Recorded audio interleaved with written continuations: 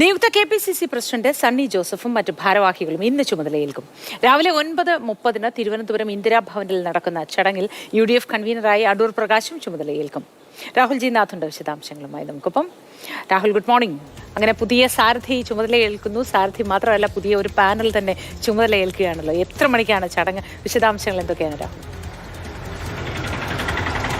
മോത്തി 9:30 മണിക്കാണ് പുതിയ നേതൃത്വം ചുമതലയേൽക്കുന്നത്. KPCC അതിനെ അക്ഷരാർത്ഥത്തിൽ ഒരുങ്ങി കഴിഞ്ഞു. നേതാക്കൾ ഇത് തുടങ്ങുന്നേ ഉള്ളൂ. കാരണം നമുക്ക് ഈ ഫ്ലെക്സ് ബോർഡുകൾ കാണാം. വലിയ സ്വാഗതം അറിയിക്കൊണ്ട് ആ പുതിയ നേതൃത്വത്തിന് സണ്ണി ജോസഫ് ഉൾപ്പെടെയുള്ള ആളുകൾക്ക് സ്വാഗതം പറയുകയാണ്. എന്തായാലും ഈ പ്രവർത്തകർ എത്തി തുടങ്ങുന്നേ ഉള്ളൂ. എന്തായാലും പുതിയൊരു മാറ്റം, ആ മാറ്റത്തിലേക്ക് വരുമ്പോൾ തന്നെ ഈ തിരഞ്ഞെടുക്കപ്പെട്ടവരെല്ലാവരും സൂചിപ്പിച്ചത് അത്തരത്തിലുള്ള കാര്യം തന്നെയാണ്. വലിയ ഉത്തരവാദിത്തമാണ് മുന്നിലുള്ളത്.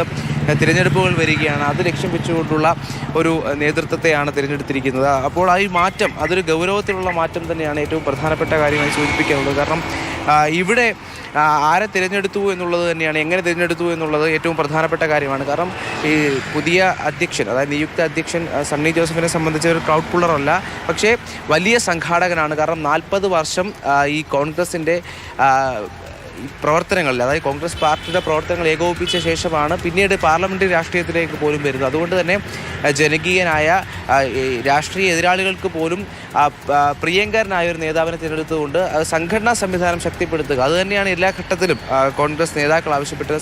സംഘടനാ സംവിധാനം ശക്തിപ്പെടുത്തിക്കൊണ്ട് തിരഞ്ഞെടുപ്പിനെ നേരിടുക, തിരഞ്ഞെടുപ്പിൽ അധികാരം തിരിച്ചു പിടിക്കുക എന്നുള്ള വലിയ ലക്ഷ്യത്തിലേക്കാണ് എല്ലാ നേതാക്കളും ലക്ഷ്യമാണ് എല്ലാ നേതാക്കൾക്കുമുള്ളത്. അതുകൊണ്ട് തന്നെ ജനകീയനായ നേതാവിനെ കൊണ്ടുവരുന്നു എന്നുള്ളത് തന്നെയാണ് ഇതിൽ ഏറ്റവും പ്രധാനപ്പെട്ട കാര്യം. സാമുദായിക സമവാക്യങ്ങളെല്ലാം കൃത്യമായി പാലിക്കപ്പെടണമെന്നുള്ളൊരു ഒരു തീരുമാനവും ഉണ്ടായിരുന്നു. അത് പ്രകടവുമാണ് ഈ പുതിയ നേതൃത്വത്തെ തിരഞ്ഞെടുക്കുമ്പോൾ. എന്തായാലും 2004 ശേഷം PP തങ്കച്ചന് ശേഷം ക്രിസ്ത്യൻ സമുദായത്തിൽ നിന്നൊരാൾ വരുമ്പോൾ ഈ കണ്ണൂർ അതിരൂപതയുമായി ബന്ധപ്പെട്ടൊക്കെ കൃത്യമായി ഇടപെടൽ നടത്താൻ ക്രിസ്ത്യൻ സമുദായവുമായി നല്ല ബന്ധമുള്ള പ്രവർത്തകരുടെ ഇടയിലും ഈ പുതിയ നേതൃത്വത്തോട് എങ്ങനെയാണ് സമീപനം? മാത്രമല്ല, UDF കൺവീനറായ അടൂർ പ്രകാശ് രംഗത്തേക്ക് വരുന്നു.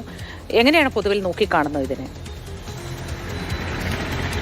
ആ ഘട്ടത്തിൽ ആൻ്റണിയുമായി ബന്ധപ്പെട്ടൊക്കെ അതിർത്തി രേഖപ്പെടുത്തുകയും അത്തരത്തിലൊരു വാർത്തകൾ പുറത്തു വന്നെങ്കിൽ പോലും അന്ന് തിരഞ്ഞെടുക്കപ്പെട്ട ഈ PC വിഷ്ണുനാഥ് ഉൾപ്പെടെയുള്ള വർക്കിംഗ് കമ്മിറ്റിയിൽ തിരഞ്ഞെടുക്കപ്പെട്ട PC വിഷ്ണുനാഥ് ഉൾപ്പെടെയുള്ള നേതാക്കളോട് സംസാരിച്ചപ്പോൾ ഇത്തരത്തിൽ അഭിപ്രായം തുറന്നു പറയാൻ അവസരമുള്ള പാർട്ടിയാണ്. ഒപ്പം ജനങ്ങളുടെ വികാരമാണ് ഇവിടെ മാനിക്കേണ്ടത്. അതുകൊണ്ട് തന്നെ ഈ പറയുന്നതുപോലെ വലിയ പൊട്ടിത്തെറിയും വലിയ വിവാദങ്ങൾക്കും ശേഷമാണ് പുതിയ നേതൃത്വത്തെ പ്രഖ്യാപിക്കുന്നതെങ്കിലും ഈ പ്രതീക്ഷിച്ചതുപോലെയുള്ള വലിയ അതിർത്തി പ്രകടനമൊന്നും ഇല്ലായിരുന്നു. കാരണം സണ്ണി ജോസഫ് അത്രമാത്രം ജനകീയനായൊരു നേതാവാണ്. ഒപ്പം നേരത്തെ സൂചിപ്പിച്ചതുപോലെ സാമുദായിക സമവാക്യങ്ങൾ പാലിച്ചുകൊണ്ട് വർക്കിംഗ് കമ്മിറ്റിയിലാകട്ടെ UDF കൺവീനർ സ്ഥാനത്തിലേക്കാകട്ടെ ആളുകളെ പരിഗണിക്കുന്നുള്ളത് ഏറ്റവും പ്രധാനപ്പെട്ട കാര്യമായി നിലനിൽക്കുകയാണ്. അതുകൊണ്ട് തന്നെ വലിയ അസ്വാരസ്യങ്ങളില്ലാതെ മുന്നോട്ട് പോവുകയാണ്. Sudhakaran KPCC president K Sudhakaran ഉൾപ്പെടെ ഈ പുതിയ നേതൃത്വത്തെ സ്വാഗതം ചെയ്തുകൊണ്ട് തന്നെയാണ് ഈ കാര്യങ്ങൾ പറഞ്ഞത്. പുതിയ മാറ്റത്തെ KPCC പ്രസിഡന്റായിരുന്ന K സുധാകരൻ ചേർത്ത് നിർത്തുന്നു എന്നത് തന്നെ അംഗീകരിക്കുന്നു എന്ന് തന്നെ. രാഹുൽ ജി നാഥന് നല്ല ദിവസമായിരിക്കട്ടെ എന്ന് ആശംസിക്കുന്നു. അങ്ങനെ പുതിയ നേതൃമാറ്റമൊക്കെ വരികയാണ്. അതുമായി ബന്ധപ്പെട്ട വിശദാംശങ്ങളാണ് രാഹുൽ ജി നാഥ് നൽകിയത്.